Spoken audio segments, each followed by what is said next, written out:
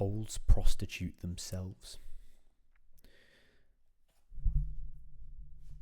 They are at the same time pimps and prostitutes. Doesn't matter. If it's going to affect you that much, it doesn't matter. Wholes prostitute themselves. They are at the same time pimps and prostitutes. And this is in contrast to the ecological stability between a whole and its environment.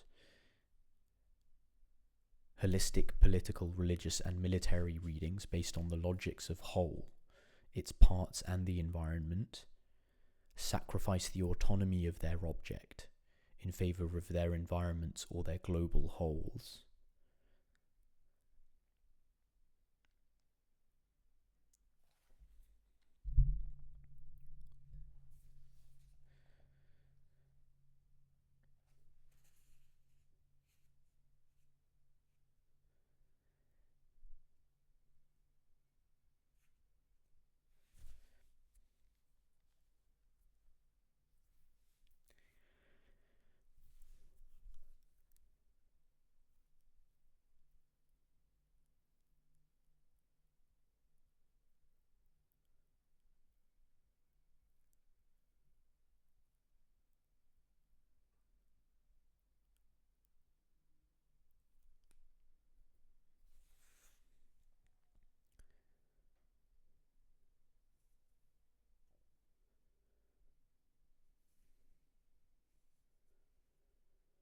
Holistic readings, in general, are in accordance with events bound to the ground and the dynamics of circumferential peripheries, such as consolidated economic progressions, conventional military fields, and globalization of the Earth in terms of its outer surface, etc.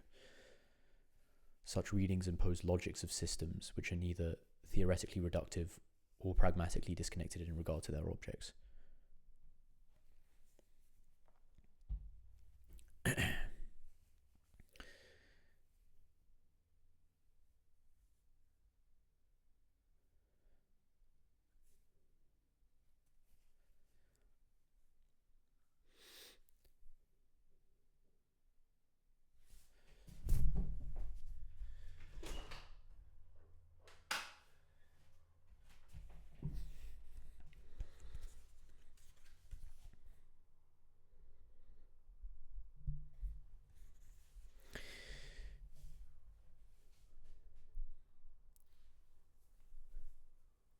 Such readings impose logics of systems which are either theoretically reductive or pragmatically disconnected in regard to their objects. For this reason, lines of emergence associated with the porous Earth, whole agencies, and terminally political and insurgent formations as of the Middle East necessitate new reading models and platforms. If contemporary world politics inconsistently defies holistic reading methodologies, then the Middle East, from which commotions of global politics emerge, entails the employment of a new political analysis and a new pragmatics of intervention. As an entity, political remobilization of whose attributes precedes its geographical ontology, the Middle East must be studied or engaged through methods which neither prioritize holistic models nor advocate their destruction.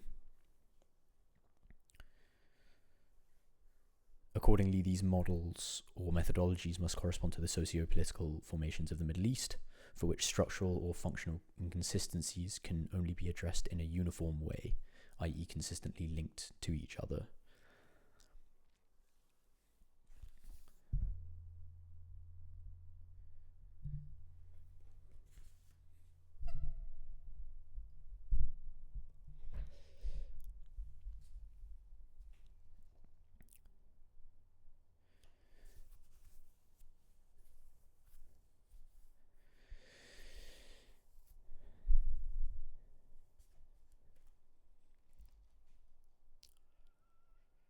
If they are to be taken in regard to a degenerative whole whose partiality and wholeness alike are incapacitated and unable to exert control over each other.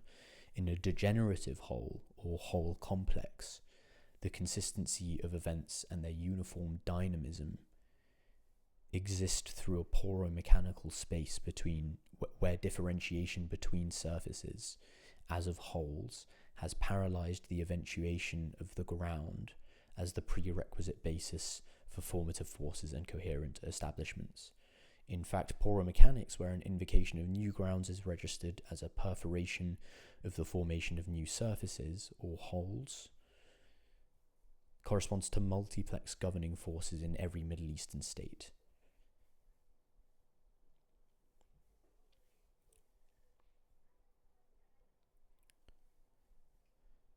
Here the term guerrilla state suits those Middle Eastern states or societies where the boundaries between the state and its others have already been terminally perforated.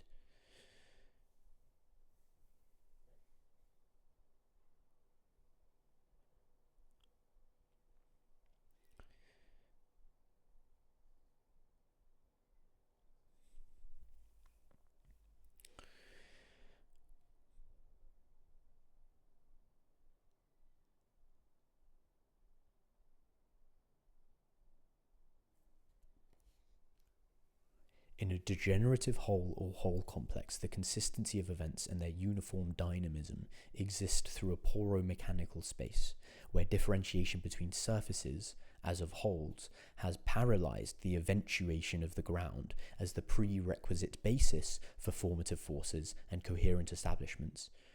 In fact, poromechanics, where an invocation of new grounds is registered as a perforation of the formation by new surfaces or holes, corresponds to the multiplex governing forces in every Middle Eastern state. Here the term guerrilla state suits those Middle Eastern states or societies where the boundaries between the state and its others have already been terminally perforated. As a reading model for structures or formations which with a degenerate whole, hidden writing corresponds to the dynamics of emergence and the perforated architecture of Middle Eastern formations. In fact, hidden writing is a model of complicity with whole complex. It suggests we read stories through their plot holes. If texts with narrative plots and wholesome structures are read and written according to disciplines and procedures conforming to their configurations, then perforated structures, degenerate formations and plot holes must have reading and writing methodologies of their own. More than a mere indisciplinary investigation, hidden writing suggests a politics of contribution to or participation with perforated structures and degenerate formations. Reading through the plot holes of a story is only possible by devising a line capable of twisting in and out of them. The chthonic ballistics of such a line not only encompasses solidity with a perforated transcendence and porous realism, but also convolves and terminally bends the formative matrix of the structure itself.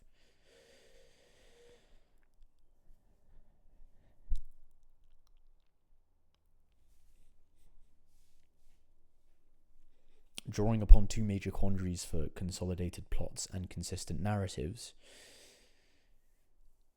hidden writing reformulates and utilizes the components of apocryphality and steganography. That is, inauthenticity in hidden writing, whereas the former predominantly concerns problems arising from misauthorship or the intervention of anonymous collectives, the crowd, in writing a text. The latter addresses perforations or anomalies in a text caused by the existence and activities of something other than the governing structure or the assumed base plot. What is usually identified as a plot hole is nothing but the concrete trajectory of such activities, which, however communicative it is on the subsurface level, is inconsistent and symptomatic on the outer surface and the superficial level. Hidden writing can grasp political plot holes without reducing them to a whole or separating them from each other.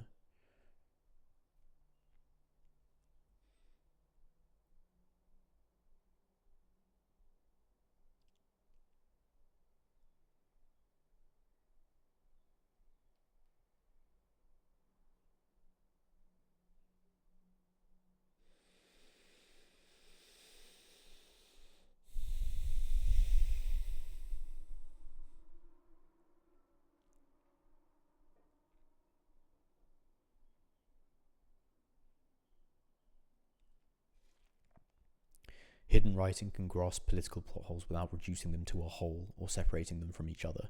Therefore, for reading Middle Eastern events in connection to the world, the visible or base plot, hidden writing is the ultimate tool of extraction, digging, and participation. That is to say, reading is both scrutiny and realization.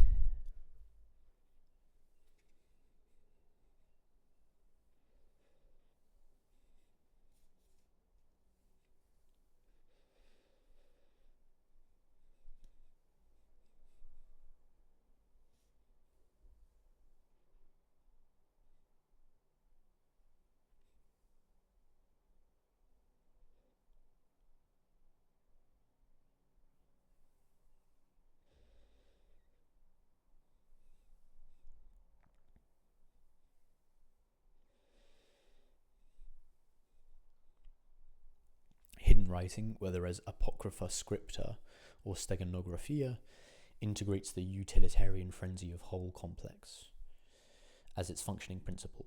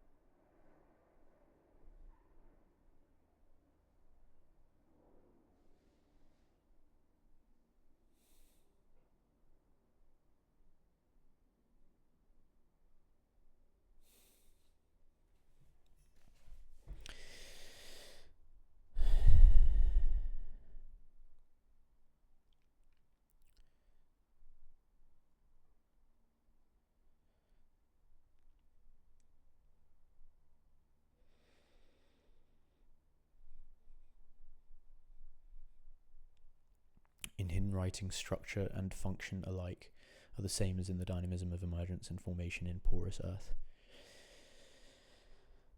Hidden writing can be described as utilizing every plot hole, all problematics, every suspicious obscurity or repulsive wrongness as a new plot with a tentacled and autonomous mobility. The aftermath of this utilization manifests itself as an act of writing whose effect is to deteriorate the primary unified plot or remobilize the so-called central theme.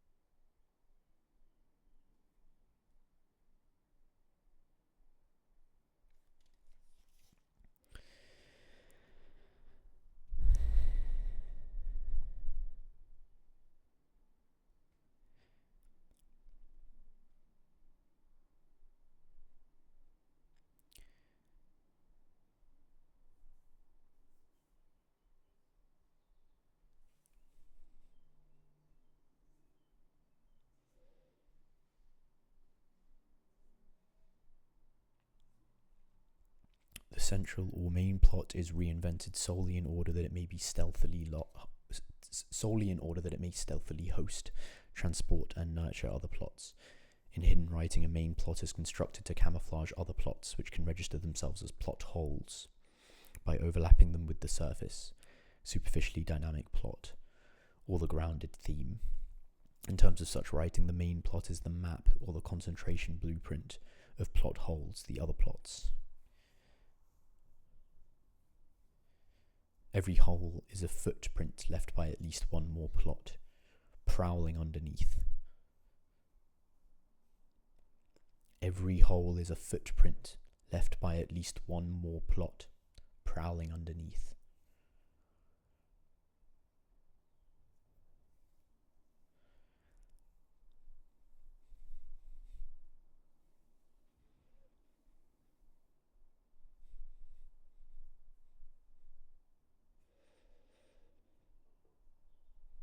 A plot hole does not operate on behalf of an absence, that object of critics' scorn, but registers and conveys the activities of a subsurface life.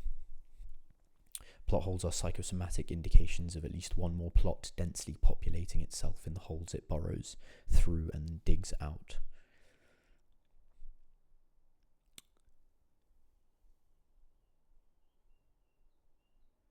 However, the propagation of plot holes in hidden writing is not merely the evidence of actual independent plots beneath and through the visible surface or the so-called main story, books within a book.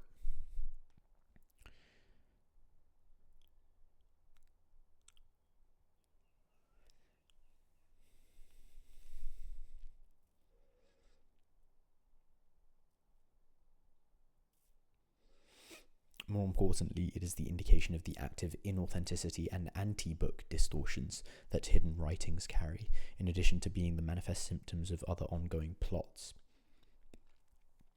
Plot holes originate from pseudonymity, anonymity, and deliberate distortions linked to issues of authorship usually associated with hidden writings.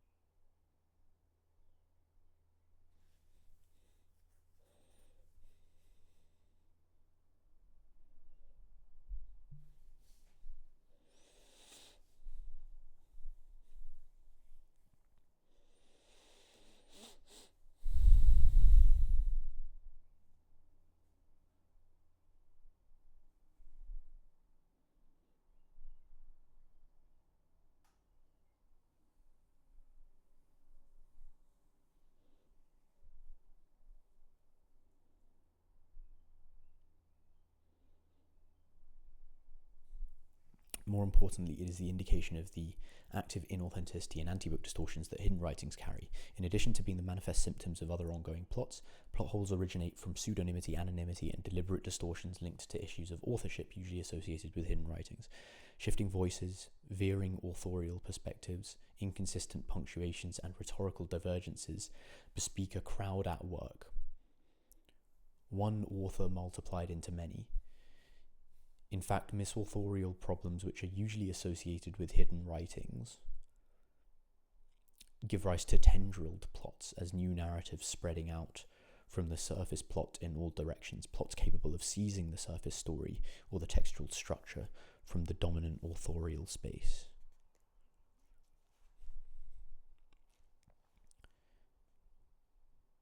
Pursue the idea of directing a movie based on two different books, disparate subjects, typographies, indexes, etc., written by two different authors.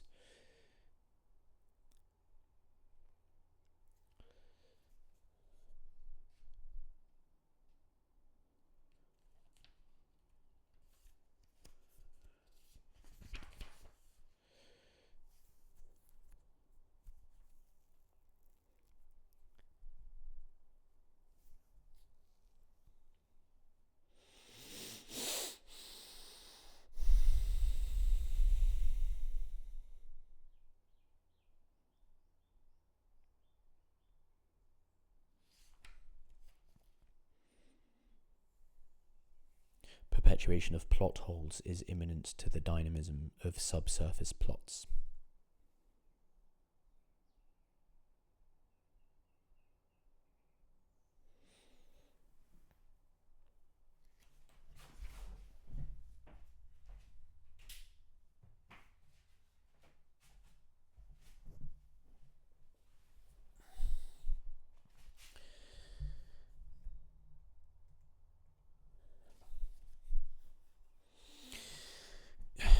It is no accident that hidden writings are associated with collective authors.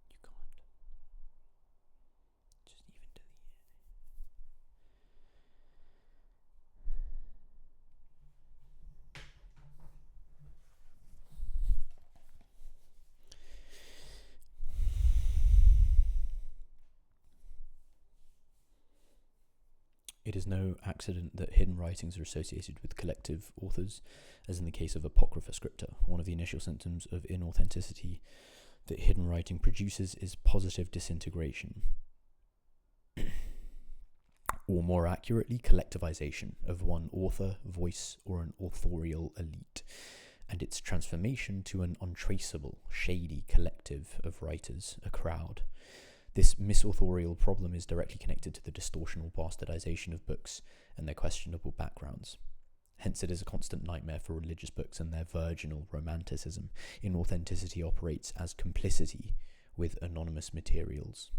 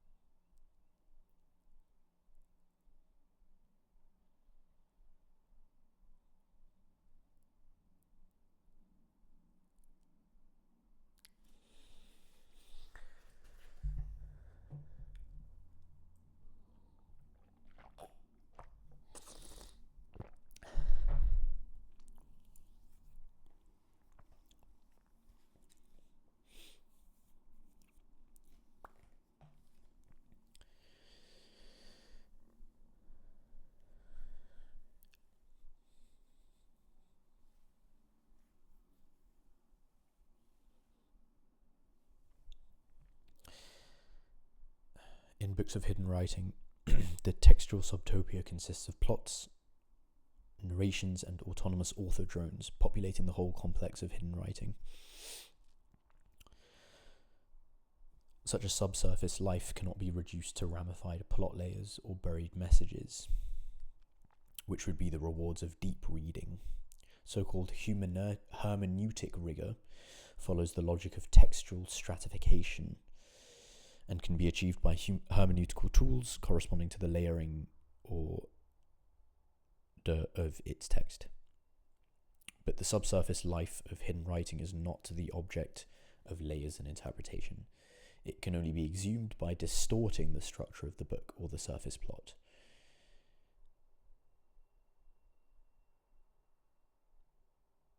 Exhumation includes a process of concrete crypting and decrypting, rewording, bastardization, and a changing of the book.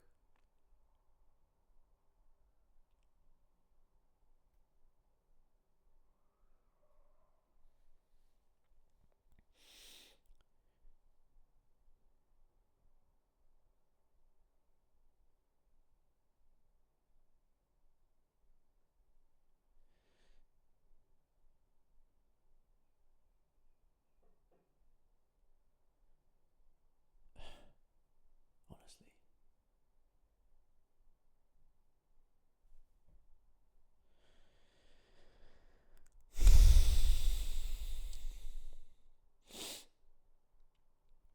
Exhumation includes a process of concrete crypting and decrypting, rewording, bastardization, and a changing of the book.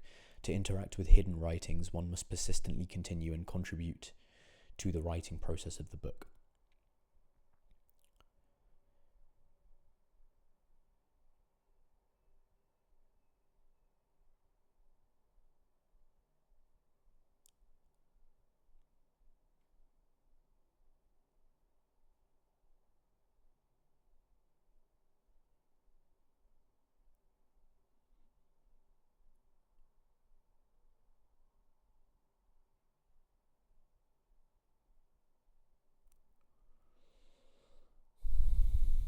To interact with hidden writings, one must persistently continue and contribute to the writing process of the book. In hidden writings, the act of reading and writing is conducted through those plot holes rejected by most interpreters as misleading obscurities.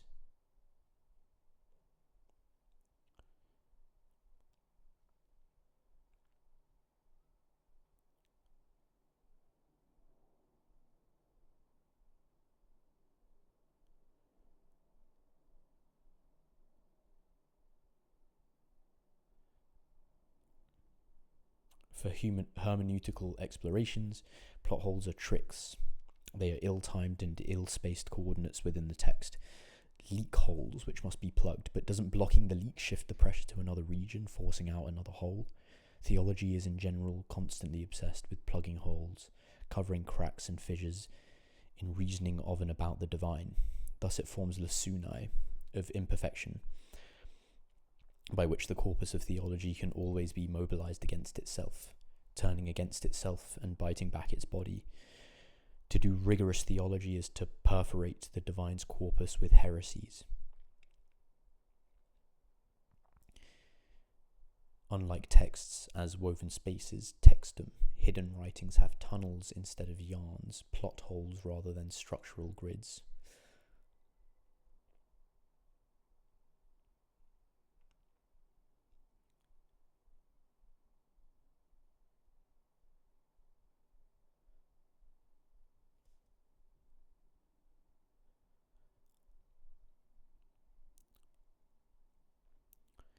One of the most prominent examples of hidden writing is Johannes Trithemius's treatise on black occult and scholastic astrology, Steganographia, written circa 1499. Trithemius's grimoire lacks any superficial coherent plot or consistency, as if it has been infested by plot holes and various losses of content and theme. However, the book is in fact a treatise on cryptography, camouflaged and buried within the surface plot that seems to speak of the astral occult. Instead of layers and levels, hidden writing populates subways, sunken colonies, a social commotion teeming underneath. Trithemius's treatise on unorthodox occult and astral communication, haunted by a restless population of cryptological entities, operates on the plane of textual perforation. The earth writes its histories as an inverse Trithemius. It is black occult disguised as the code.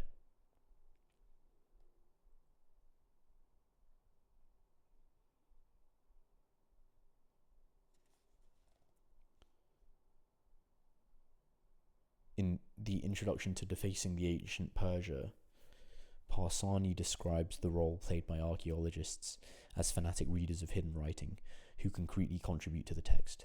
In the introduction, Parsani claims that archaeology, with its ingrained understanding of hidden writing, will dominate the politics of future, and will be the military science of 21st century.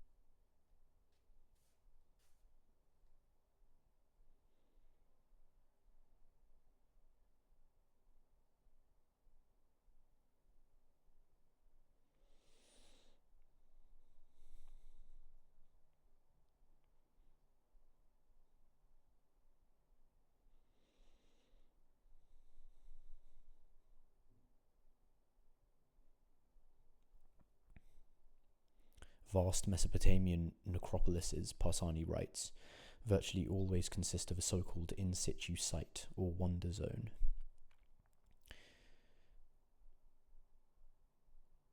And an in subsido site or a missing site. The wonder zone or the visible site is usually located on a desolate plain or a mound with the ruins of ostentatious architectures erected on it. The wonder zone or the in situ site is constituted of empty tombs or cenotaphs and treasure caches in the ground.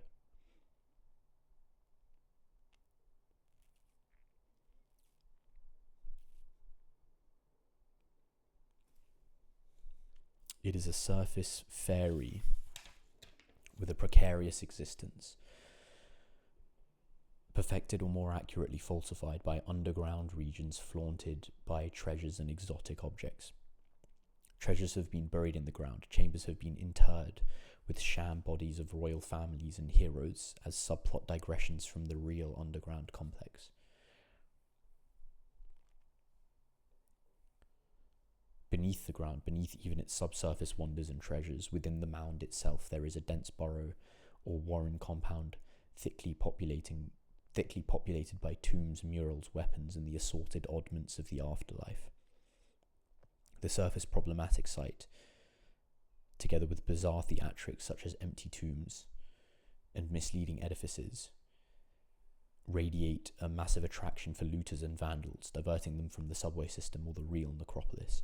These holes and inconsistencies, superficial entities or red herrings, describe a positive fishiness which foreshadows the existence and activities of the necropolis's urban space in the form of subways or an out-of-place site, ex situ site.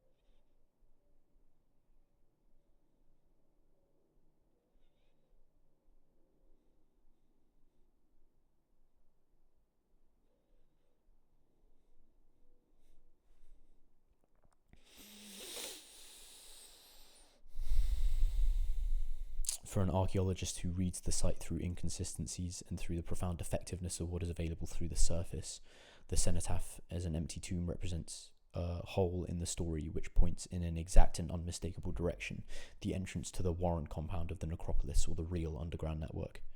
In a necropolis's surface site, everything from empty tombs filled with sham bodies to treasures deliberately buried within the ground suggests to the discerning that there is something else, a missing site nearby.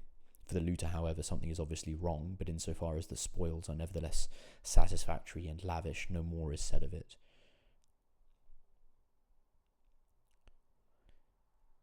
Given these strategic surface absurdities and operational plot holes, if there is such a thing as, if you will, an aestheticism proper to the archaeologist, it is undoubtedly expressed in the easy but excited exclamation, "There is something deeply wrong with this thing."